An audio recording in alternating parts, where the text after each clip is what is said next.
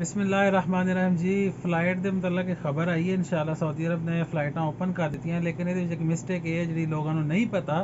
वो मिस्टेक ये है कि सिर्फ फ्लाइट ऑपरेशन उन्होंने लोगों लिए बहाल होया है जिन्होंने सऊदी अरब छोड़न तो पहला 2 वैक्सीन मुकम्मल कर लिया सी और उन्होंने डोजेज ऑफ वैक्सीन कंप्लीट है।